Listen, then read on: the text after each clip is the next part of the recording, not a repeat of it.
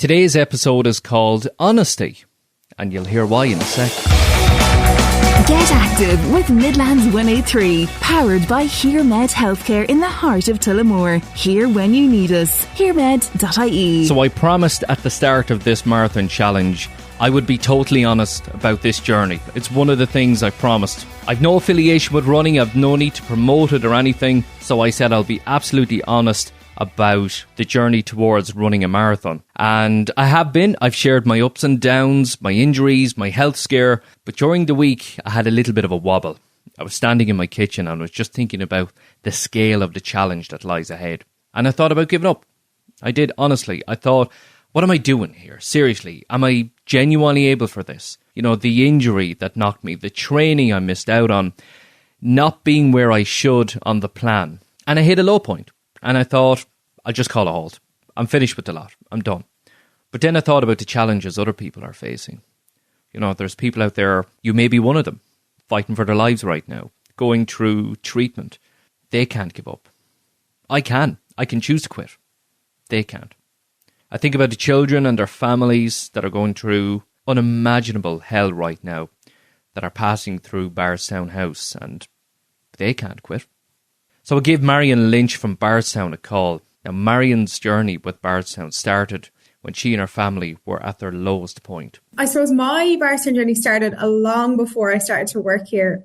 So I was a camper back in 2008. So unfortunately, in the early months of 2008, my sister passed away. So she had gone through a serious illness, but she passed away quite quickly. And so we never got to avail of the services of Barretstown. So after she passed, we were told by Crumlin's Children's Hospital about the other services that Barretstown provides, and that's their bereavement programme. So we were able to attend Barretstown as a family, and we attended 3 sessions kind of over the course of a 12-month period. So we were kind of unsure as to what we were going to get into. We didn't know what. We'd never heard about Barretstown before.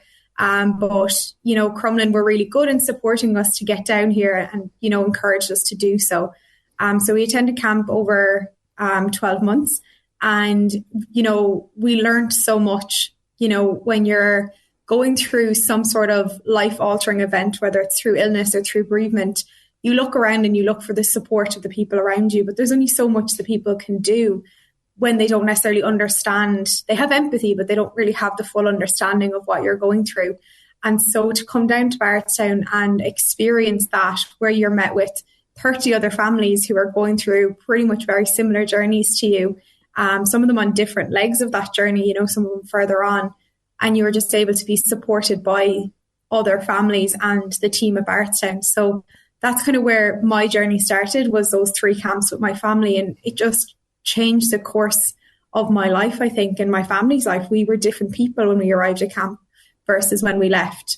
And I think years later, I'd still always think about Barretstown and always think about the impact that it had on my family. And so I went back in 2017 to volunteer. As soon as I was able to, I wanted to be able to be part of that journey for other people, to support them and show them that there was light at the end of the tunnel, because I had been through that. And so I wanted to be part of that for those families as well.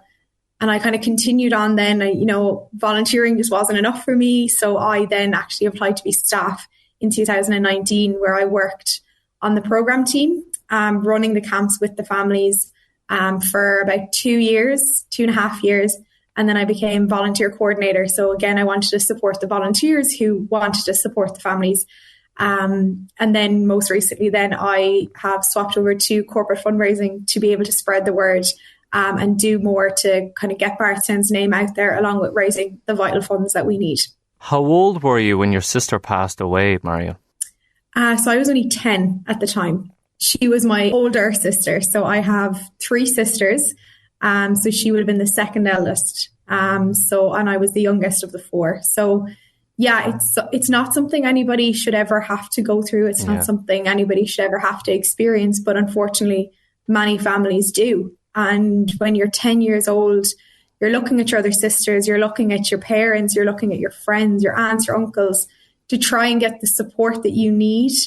but all of them are going through their own grief. So they may not be capable of giving you the support that you need in the way that's in line with theirs. You know, one of the things that I learned at Barretstown is that everybody's grief process is different. And this goes for families going through serious illness as well. Everyone's sort of coping mechanisms are so different, whether they are your twin sisters or your moms or your aunts, like they're very different.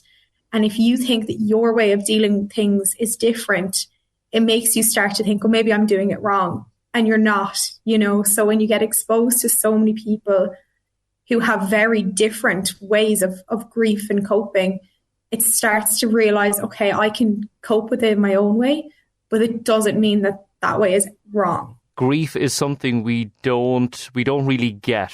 And I don't think you can talk to somebody about grief unless you've been through it yourself. So Barretstown have that incredible support network. And like, grief doesn't have to be death. Grief can be an illness. It can be any sort of loss. And to have that support network around you of, young boys and girls that are going through the same thing, if you're a child in Barretstown or if you're an adult, to talk to other families about it. That is so important. And I don't think people realise the importance of that that's provided by Barretstown. Yeah, and I think it's something that people may not even think about. You know, they hear about Barretstown, they hear about the work that we do, and it's, you know, all they see is fun. And that's what we want all of the families and kids to experience, is fun. But there is that underlying element of that support, you know, that idea of that continuum of care. You know, we're there at the beginning of a child's diagnosis in the hospitals with our outreach team. We bring them onto camp and we are there for them and to expose them to other people going through similar journeys. And unfortunately, if it does happen, we are there for them after. If their child passes away, that continuum of care is so vital. And all of that is just completely embedded in the support of other people who are understanding to their journeys. How do you deal with that from the other side? So, Marion, you've obviously been there and, you're involved around that network of people that are helping you through the grief. But how do you turn the tables now, and how do you become the person who is that support network for other people and children? Like, we're talking about children that have to go through this. You know, there's the illness, obviously. Unfortunately, kids have passed through Barretstown, they've passed on. But the devastation that's left behind with their family been torn apart by this. But how do you become the person that comes from being, somebody who's grieving to somebody who can support somebody who's grieving? Yeah, it's a question that I suppose I don't get asked too often. So it's a food for thought. But I suppose the one thing that I always continuously remind myself is the reason why I'm here. You know, the reason why I'm here is because of Barretstown, is because of people who gave up their free time in order to support you, potentially a complete stranger, to go through the most difficult time of your life. And I think it just reminds you that no matter what you're going through, there's still good people in the world, but no matter what you're going through, and if you can use what you've experienced to help another person get from point A to point B, or even halfway to point B, then, it's not all for nothing. I went through this really horrendous time of my life, and I will be forever grateful for the people that have supported me through that journey. And to be able to turn around and have that positive impact, I suppose I think about what potentially my life would have been like without Barretstown, and I can't imagine what it would have been like. I can't imagine the person I would have become if it weren't for the people I met. And I suppose to be able to flip something so negative to happen in your life, to be able to help other people to go through it and get to a point in where they are able to carry on. There's no such thing as you get over it. There's no such thing as there's an end. There's no, moving on. Some people don't like that term. It's moving on, but in a different way. It's not getting over it. Yeah. And if you can get somebody to a point where they can see that, then it makes it all worth it. It makes my experience to be able to show people that there is a way. And I suppose I'll always remember there was one particular mother that I met. So after I was volunteering, and it was quite early on in my years of volunteering, And I was very unsure as to, whether I told people my story or whether I just be there as a volunteer, just supporting them in a normal day-to-day way. And I suppose it came up in conversation. So it wasn't something that I would openly land on somebody. If they asked me what my journey was, I would absolutely tell them. And I remember talking to this mum one day just at dinner, and she had a little girl who was about 10 at the time. And I was sitting down talking to her, normal conversation. She just asked me, how I got involved in Barretstown. And so I told her that I was a camper and I lost my sister when I was 10. And she kind of looked at me, stopped for a second, looked back at her 10-year-old little girl and looked back at me, and she says, "Thank you." And I was kind of like, "For what?" And she said, "You're after giving me hope that she's going to be okay." And I just remember that. And it was that moment that I knew I had to do more than just volunteering. Wow. You're hitting me like a ton of bricks here, Marion. But you're right. That is such a powerful moment, and it's something you'll never forget. And I suppose it's that kind of pivotal moment when you go, I need to do more here. And I think with grief, sometimes we, dealing with grief isn't exactly forgetting about the person you've lost. It's about embracing them. So tell me about your sister. Oh, Martina was the light that shone up the room every time she walked in. She had the biggest smile. So she had a genetic condition, and which made her very small in stature, but she made up for it in personality. She was an incredibly boisterous, cheeky, outgoing little girl who honestly would make friends with anyone and everyone. She was energetic, and I never really admitted it to her, but she was way more intelligent than all of us. She would come home from school and she would give us her test results. And there was one time in a history test, she got 99.5% in her history test. And instead of us, being really supportive and saying, "Oh, you're great," we were like, "What happened to the other 0.5? Because she was just really confident. She was really out there, and she just wanted to be friends with everybody. And she was, she was the person who would never be shy. You couldn't be shy when you're around her. But yeah, she was just really kind. And I think probably being her younger sister, I was jealous. Again, never would have admitted that to her. But yeah, she was just and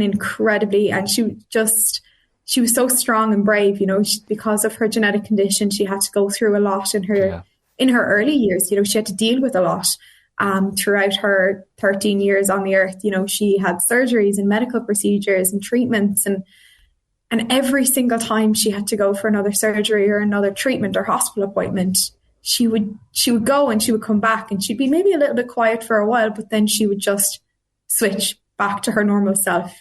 She genuinely showed me a world full of courage and bravery that I don't think I would have ever imagined being exposed to at such a young age. But she just always did it with a smile on her face, Wow. Yeah.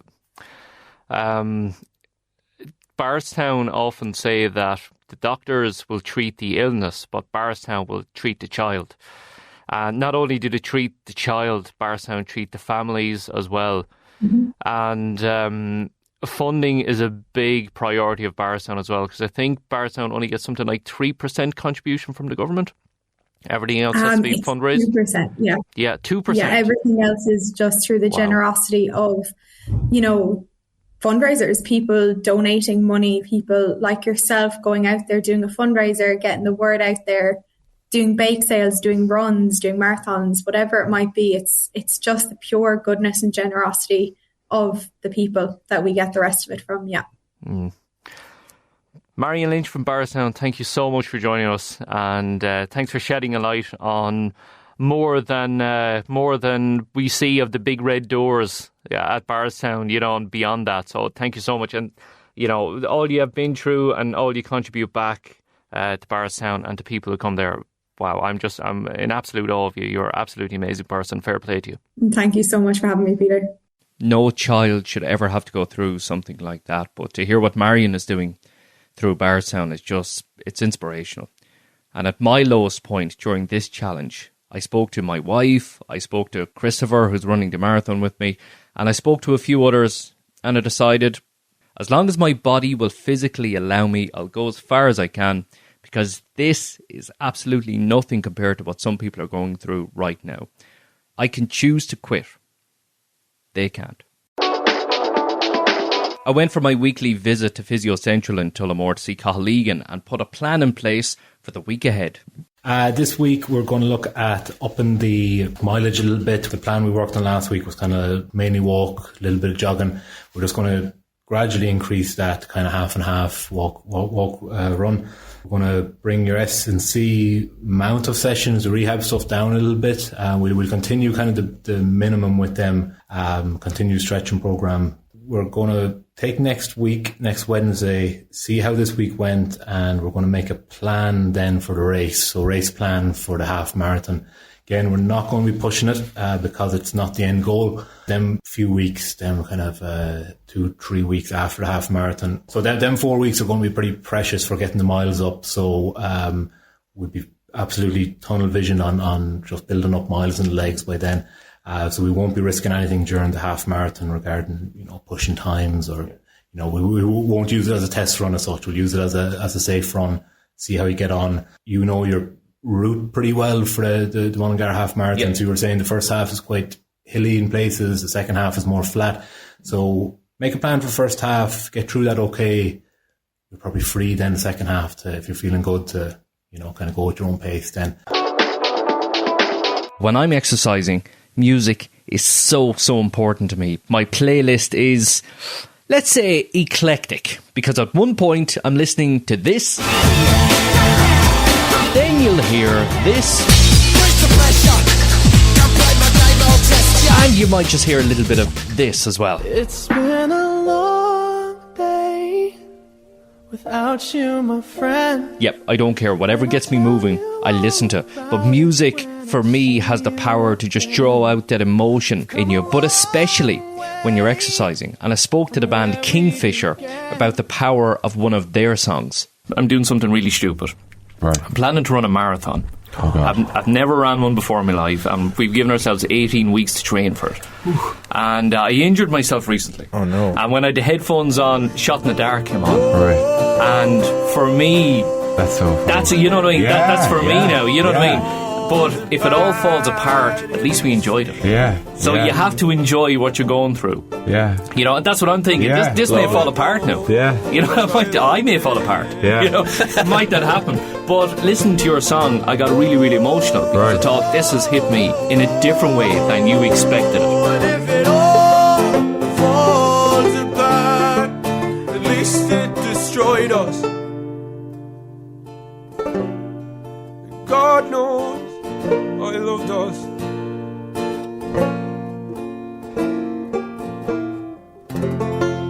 Joining us on this Get Active with Midlands 103 journey is Midlands 103's Head of Sport, David Hollywood, and Encore's Claire O'Brien. So let's check in and see how they're going. Just after finishing the Tullamore 5K, and I have to be honest, I felt dreadful.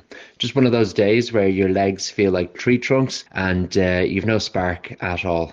Through doing this Get Active with Midlands 103 and good training down at the Harriers, an awful day was still 19 minutes 30 or something for the race. So whilst I was going backwards and feeling awful for all of it, it was still reasonable. Yeah, hope all's going well, and best of luck in your preparations for the half next weekend. Just after my last long run, so that was kind of 60 minutes made up of 4-minute run, 1-minute walk, so that's 12 times around. I won't be with you next Sunday in Mullingar, but I will absolutely be rooting for you and for everybody. It's such an achievement to have to be here, and to be part of the Midlands 103 team has really been such a privilege. I was thinking about it and remembering the first night that I went out in October to start the Couch to 5K and how tough that was, and not quite believing it was the same body going around the pitch. So thank you to all the team and to everyone for all the encouragement. I'll absolutely be rooting for you all next Sunday. Competition or no competition, we are all winners. It's just fantastic. So back on the road I go with the intention of doing a 10-kilometre run and hoping to stay injury-free. And thankfully, I did, and that was Wednesday. On Thursday, I was back to the gym for a cycle and strength and conditioning. Friday was yoga and muscle building, while Saturday, myself and Christopher finally got back on the road together for the first time in weeks. Christy, we did it. We're back. We're back again. We're like two Lazaruses. We just keep rising. We're good though. We're good. Whew, 14k done and dusted. Delighted with it myself, because I did 10 the other day, testing out the leg, and then on and off we were walking, we were jogging. Ended up doing more jogging and walking for the second half. So I think we're gearing up nicely for the half marathon. What do you think? Absolutely, yeah. Yeah, and look, if any, I know there's a lot of people who listen in and they know that you've been injured for a while, so you're a credit to yourself, P, for picking back up and getting back out there, because this is your first time at distance running, and to get such an injury and now to come back and stay going at it is mental, like, and I've been talking to you off air and whatever else, and I know the low that you hit and everything else, and now that you're back on is just incredible, so you're fair play to you, like, that's just mental. Cheers, Chrissy. Well, look, it's great to have somebody like yourself that I can contact, I can give a shout to, and I got great words of encouragement from you during the week, and it was brilliant, so thanks so much. As I said there a few weeks ago, all I want is for the two of us to get over the line, and whatever that takes, it'll take, so, and we will get there. We're on course anyway, so yeah. Thanks be to God. So, it's half marathon week. What should we be doing now leading up to the half marathon? Is there anything we need to be conscious of? Do we need to kind of taper it down a little bit and take it easy before the race on Sunday? Yeah, just stick to a couple of short runs now during the week. Nice and easy. Keep the legs fresh enough. So we've put a bit of endurance into them today, so that'll be enough now for next week. So just a couple of nice easy 5Ks, maybe 4 or 5 mile in the middle, and then another 5K or maybe 2. Friday early, if you get done Friday early, and then rest Saturday, and then we'll have a bit of a run then Sunday. Brilliant. A crack while we're doing it. And sure, we'll have plenty of support from Midlands, I believe. We've David Hollywood running with us. We've Will Faulkner as well. And big shout to everybody, by the way, who's got in touch. And people I don't know have got in touch with me. And give me words of encouragement, give me advice, and little tips and tricks along the way. So thanks so much, everybody. Running really brings out the community spirit in people, doesn't it? Oh, it sure does, yeah. Especially when you're going public with it, it can be quite pressurised environment. But no, I have to say, like, from hearing what you've gotten and all the little comments and stuff, and people are coming saying it to me at work, like, that, you know, oh, we listened in and you're doing the marathon and everything else, and best of luck, and like every bit of that I remember, because that's just people being genuinely nice, like, and it's great to have it, you know. Absolutely, and yeah. Thanks to everyone again for all your kind words and all your sponsorship and everything, so it's really genuinely appreciated. Right, so next stop, Mullingar Half, next week. Can't wait. And of course, we're doing all this mad stuff in aid of a fantastic children's charity. They're Barretstown. They do vital work for children and families all across the Midlands, all across the country. And when you donate online via midlands103.com, or when you see it on our social pages, when you donate €10 or more, we're going to put you into a draw. Before this Friday, you could win an amazing array of prizes, including prizes from Expert Electrical in Tullamore, the Midlands Park Hotel, Cloud9 Travel, the County Arms in Burr, and loads of other places. Check it out online and donate €10 or more by the 15th of March. After that, you're still in with a chance to win a year's membership with the Unit Gym in Clara, and after that, you're in with a chance to win a signed Manchester United jersey from Old Trafford itself. So get on to midlands103.com, click on Get Active, find it on our socials. That'll bring you to our I Donate page. Make your donation. Any help would be much, much appreciated, because we can't do this without you. And don't forget, get the entire podcast series, the extended version, on midlands103.com/podcast, or wherever you get your podcast. Just type in Get Active with Midlands 103. Get active with Midlands 103, powered by HearMed Healthcare in the heart of Tullamore. Here when you need us. HearMed.ie.